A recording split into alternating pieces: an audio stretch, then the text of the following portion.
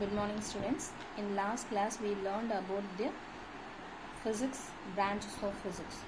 Today we are going to talk about the scope and excitement of physics. Scope and excitement of physics அப்படின்றத பற்றி தான் நம்ம இப்போ பார்க்க போகிறோம். We are having two types of experiments. One is the accidental discoveries, another one is well analyzed researches. For example, magnetism was accidentally observed, but the reason for this strange behavior of magnets was later analyzed theoretically. Actually நம்ம magnetism அப்படிங்கிறது ஒன்று பார்த்தீங்க அப்படின்னு சொன்னால் ஆக்சிடென்டலாக நமக்கு கண்டுபிடிச்ச ஒரு விஷயம்தான். நம்ம ஜஸ்ட் போகிற போக்கில் கண்டுபிடிச்சாங்க அப்படின்னு சொல்கிறாங்க இல்லையா, அந்த மாதிரி கண்டுபிடிச்சது தான் நம்மளுடைய மேக்னட்டிசம்ன்ற ஒரு கான்செப்ட். ஓகேங்களா?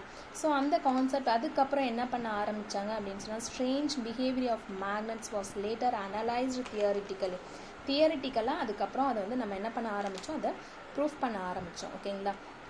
அந்த மாதிரி தான் நமக்கு நிறைய எக்ஸ்பெரிமெண்ட்ஸ் எல்லாமே பார்த்தீங்க அப்படின்னு சொன்னால் ஆக்சிடென்டலாக டிஸ்கவர் பண்ணதை திருப்பி மறுபடியும் வெல் அனலைஸ்டு பண்ணி ரிசர்ச் பண்ணுறோம். ஓகேங்களா?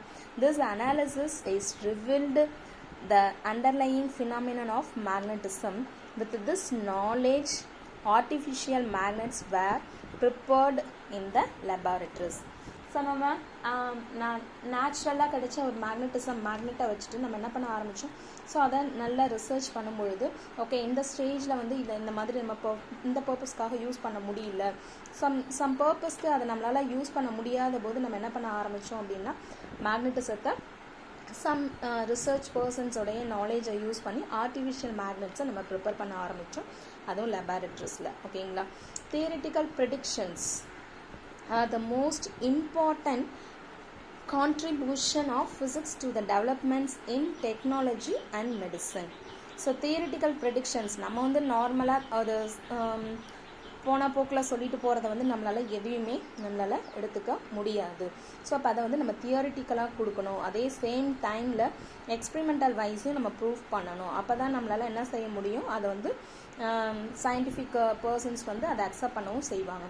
Theoretical predictions are the most important contribution of physics to the developments in technology and medicine. எதையுமே வந்து நம்ம ஃபஸ்ட்டு நான் தியரிட்டிக்கலாக சொல்லிட்டேன்னா அதை ப்ராக்டிக்கலாக நான் ப்ரூஃப் பண்ணணும், ப்ராக்டிக்கலாக சொன்னால் தான் எல்லோரும் அக்செப்ட் பண்ணிப்பாங்க அப்படின்ட்டு ப்ராக்டிக்கலுக்காக நம்ம எதிர்பார்த்தோம் அப்படின்னா நம்ம விஷயத்த சொல்லவே முடியாது இல்லைங்களா?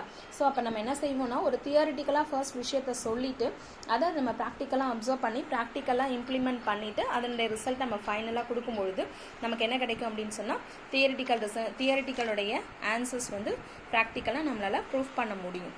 ஓகேங்களா? அப்படி தான் தியரிட்டிக்கலாக நம்ம வந்து ஐன்ஸ்டீன் வந்து சொல்லிட்டாரு. அவரோட லாஸ் ஆஃப் மோஷன் வந்து 1905 அவர் என்ன செஞ்சிருந்தார், ஐன்ஸ்டீனுடைய ஈக்குவேஷனை பற்றி E=mc², இந்த ஃபேமஸ் ஈக்குவேஷன் ஐன்ஸ்டீன்ஸ் ஈக்குவேஷன் நமக்கு எல்லாருக்குமே தெரியும். E=mc² அப்படிங்கிறது நமக்கு தெரியும். இது ஐன்ஸ்டீன் வந்து தியரிட்டிக்கலாக எப்போ கொடுத்தாரு அப்படின்னு சொன்னால் 1905 கொடுத்துட்டாரு. பட் எக்ஸ்பெரிமெண்டலாக ப்ரூஃப் பண்ணுறதுக்கு it have some time. So அது என்ன ஆச்சு, ரொம்ப நாள் டைம் எடுத்துக்கிற மாதிரி ஆச்சு. ஸோ அப்படி பார்க்கும்பொழுது தியரிட்டிக்கலாக அவங்க கொடுத்ததை எக்ஸ்பெரிமெண்டலாக ப்ரூஃப் பண்ணாங்க. யார் அப்படின்னு சொன்னால் காக்ராஃப்ட் அண்ட் வால்டன் அப்படிங்கிற ரெண்டு பேருமே அவர் E=mc² கொடுத்து அந்த ஈக்குவேஷனை ப்ரூஃப் பண்ணாங்க. அவங்களுக்கு டைம் எந்த இயரில் அவங்க ப்ரூஃப் பண்ணாங்க அப்படின்னு பார்த்தீங்கன்னா 1932 தான் ப்ரூஃப் பண்ணாங்க. ஸோ இப்போ தியரிட்டிக்கலாக கொடுத்த விஷயம்தான் நமக்கு டெவலப்மெண்ட் வந்து ஃபிசிக்ஸில் டெவலப்மெண்ட் பண்ணுறதுக்கு ஹெல்ப்ஃபுல்லாக இருந்துச்சு. So the theoretical predictions are the most important contribution of physics to the developments in the technology and medicine. ஓகேங்களா? ரைட். நெக்ஸ்ட் பார்த்தீங்க அப்படின்னா the theoretical predictions aided with reason, simulation and computation procedures are widely used to identify the most suited materials for robust applications. எந்த theoretical கான்செப்ட்டுமே இல்லாமல் நம்மளால் எதையும் பண்ண முடியாது. So theoretical predictions தியரிட்டிக்கலாக இதெல்லாம் இப்படி இருக்கலாம் அப்படின்னு நம்ம ப்ரிடிக்ட் பண்ணக்கூடிய விஷயத்த வித் ரீசன் சிமுலேஷன் ரீசன்ட்டோட நம்ம என்ன பண்ணுறோம், சிமுலேஷன் மீன்ஸ் உருவகப்படுத்துகிறோம், நமக்கு ஏற்ற மாதிரி அதை உருவகப்படுத்தி. அண்ட் கணக்கீடு, கம்ப்யூட்டேஷன் மீன்ஸ் கணக்கீடு, அதாவது நம்ம வந்து அதை நம்மளுடைய ப்ராக்டிக்கல் தியரிட்டிக்கலாக கண்டுபிடிச்ச விஷயத்தை ப்ராக்டிக்கலுக்கு நம்ம என்ன பண்ணுறோம், உருவகப்படுத்துகிறோம். Are widely used to identify the most suited materials. அதுக்கப்புறம் நமக்கு எந்த மாதிரியான மெட்டீரியல்ஸ் சூட்டடாக இருக்கும் அப்படிங்கிறது சூட்டபிள் மெட்டீரியல்ஸை எடுத்துகிட்டு ரோபஸ்ட் அப்ளிகேஷன்ஸ், ரொம்ப வலுவான ஸ்ட்ராங்கான அப்ளிகேஷன்ஸை நம்ம அதுக்கப்புறம் இந்த தியரிட்டிக்கல் கான்செப்டுக்கு ஏற்ற மாதிரி நம்ம கொடுத்துட்ருக்கோம். ஓகேங்களா? Theoretical predictions aided with reason simulation and computation procedures are widely used to identify the most suited materials for robust applications. ஓகேங்களா? ஸோ நெக்ஸ்ட் பார்த்தோம் அப்படின்னு சொன்னால் நம்மளுடைய the pharmaceutical industry used this technique very effectively to design new drugs. நம்மளுடைய theoretical கான்செப்டை use பண்ணி ப்ராக்டிக்கலாக நம்ம என்னென்ன செய்ய முடியும் அப்படிங்கிறத நம்ம ஃபிசிக்ஸ்லேயே பார்த்தோம் அப்படின்னு சொல்லும்போது அதில் ஃபிசிக்ஸ் மட்டும் இல்லை, இந்த pharmaceutical industry used this concept very effectively to design a new drugs வந்து நம்ம ரெடி பண்ணணும் அப்படின்னா யாருமே ப்ராக்டிக்கலாக ரெடி பண்ணிட்டு தான் நம்ம பண்ணணும் அப்படின்றத தியரிட்டிக்கல் கான்செப்டை கொடுத்து அந்த தியரிட்டிக்கல் கான்செப்டை பேஸ் பண்ணி தான் அதுக்கப்புறம் என்ன பண்ணுறாங்க, நியூ ட்ரக்ஸை implement பண்றாங்க. ஓகேங்களா?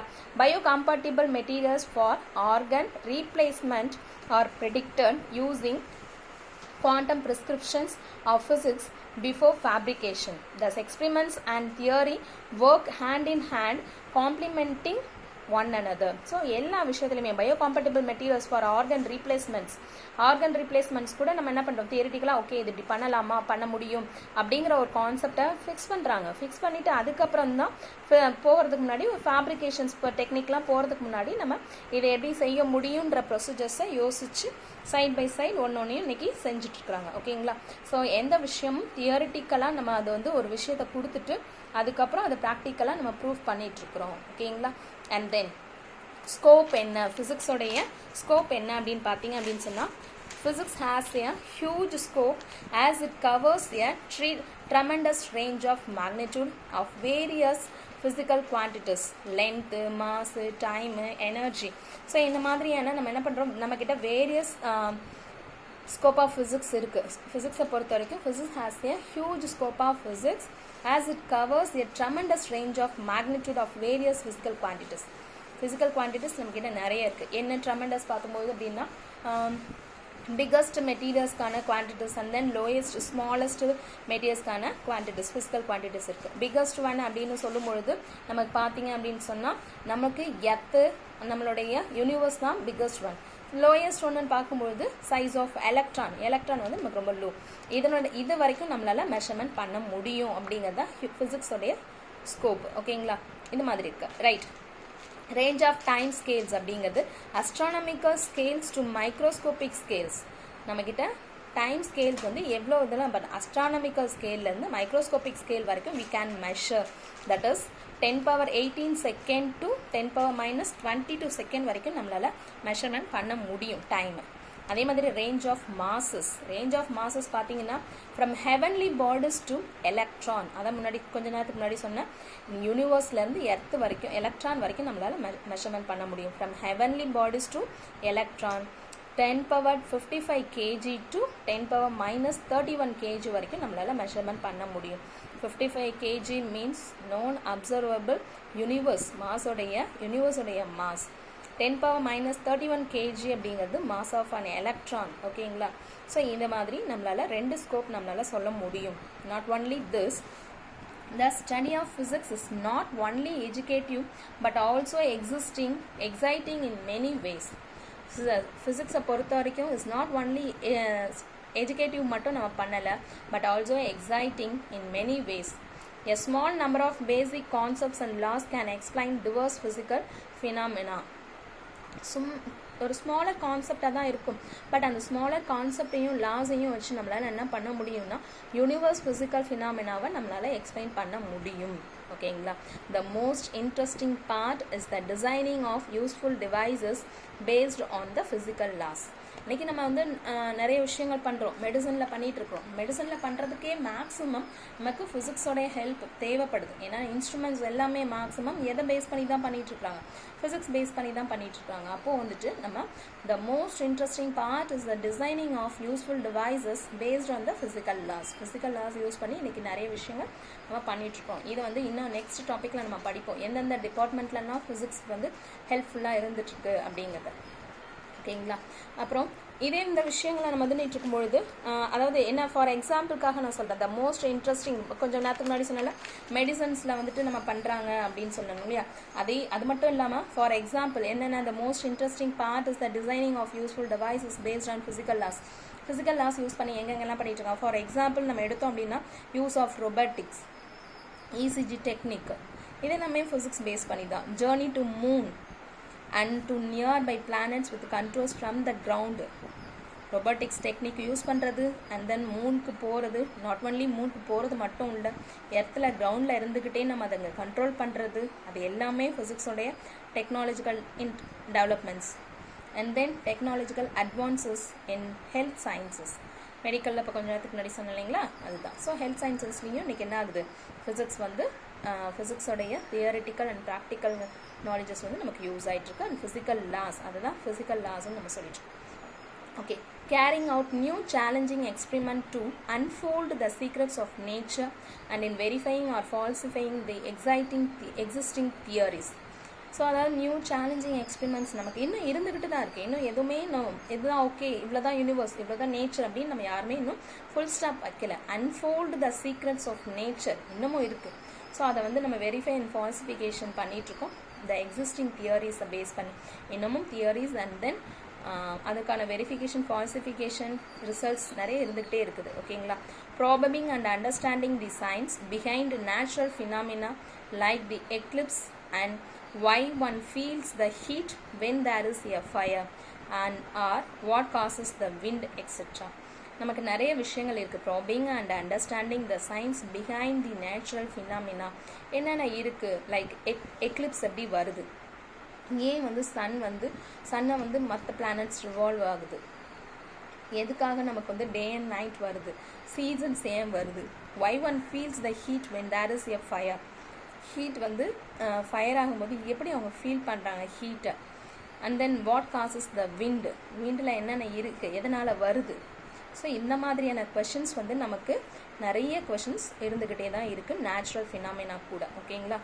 அண்ட் அது இருந்தாலும் அந்த கொஷின்ஸ்க்கான ஆன்சர்ஸ் கண்டுபிடிச்சிட்டோம். இன்னமும் நிறைய கொஷின்ஸ் நமக்குள்ளார ரைஸ் ஆகிட்டே தான் இருக்குது. In